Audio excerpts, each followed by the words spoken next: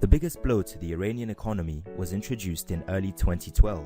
when economic sanctions targeted the trade of Iranian crude oil and oil products.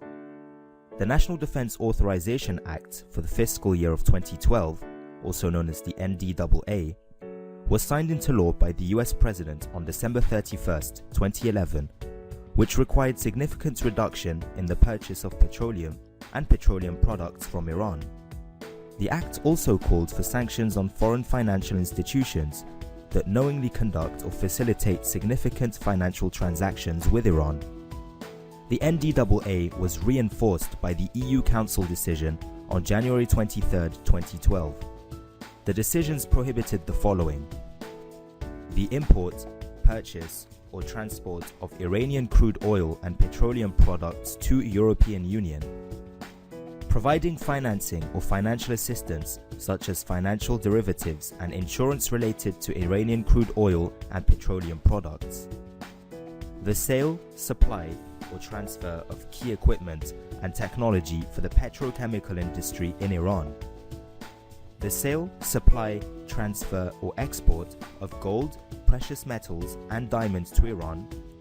and finally, the direct or indirect supply, sale, or transfer of dual-use goods and technology. At the same time, the Central Bank of Iran, the CBI, was put on the list of EU-sanctioned entities. However, in a different approach, Switzerland, who traditionally followed EU sanctions against Iran, refused to ban the trade of Iranian crude oil and oil products, and did not include the Central Bank of Iran on its list of sanctioned entities. In a major step to increase pressure on Iran's banking sector, the EU decision on March 15, 2012 forbade providing the messaging services such as SWIFT to sanctioned Iranian banks. The US stepped up restrictions on July 2012 by the US Executive Order 13622, which sanctioned the purchase or acquisition of US banknotes or precious metals by the government of Iran. On August 10, 2012, the US President signed into law the Iran Threat Reduction and Syria Human Rights Act. The act sanctioned the following: the purchase, subscription, or facilitation of the issuance of Iranian sovereign debt, including governmental bonds, financial messaging services to the CBI and Iranian financial institutions,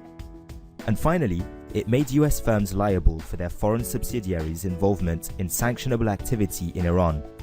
subjecting non-US firms and their corporate officers to possible US sanctions. A few months later, in October 2012, the EU decision banned the sale, supply, or transfer of graphite and raw or semi-finished metals such as aluminium and steel relevant to industries controlled by the Iranian Revolutionary Guard or Iran's nuclear, military, and ballistic missile program. A major legislative expansion of the US sanctions against Iran was done by Iran Freedom and Counter-Proliferation Act of 2012, the IFCA. The act sanctioned the following: the Iranian currency rial, insurance, reinsurance, and underwriting services for sanctioned activities under US law, transactions with Iran's shipping and shipbuilding sectors and port operators, trade with Iran in graphite, raw or semi-finished metals such as aluminium and steel, coal, and software for integrating industrial processes, and finally, Iran's trade in gold and other precious metals.